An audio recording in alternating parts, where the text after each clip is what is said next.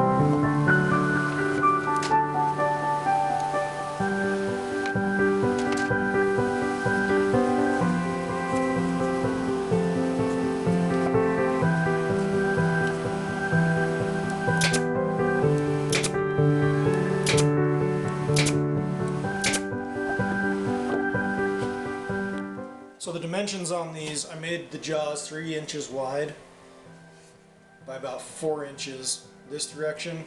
There's about 2 inches of gap in between the jaws themselves down here. This plank here sits 13 inches and this sits 14 inches tall from the swivel. These little blocks in here I made are about 2.5 inches wide by about 1.5 inches. That's about all you need to know. The jaw, the board in between the jaws, so the uprights are 1 inch, the jaw itself is 1 inch, inch, so 4 inches overall, plus the leather. I just use some staples to add the leather, that way if I need to I can pull it off and remove it, put new stuff on if it wears out. The only other thing I might recommend is when you watch the video, I screwed this one to that base plate that swivels. That's the one that stays stationary. It doesn't open and close. The ones that open and close, the jaw that opens and closes, is the one that I attach to the hinge, and it sits on top of this base plate. So one of them screws into next to it, the other one sits on top. This jaw is 1 inch shorter than this jaw when you go to do your rough up your manufacturer. And that's about it. If you guys have any questions, go ahead and leave me a comment. I appreciate it. Thanks for watching.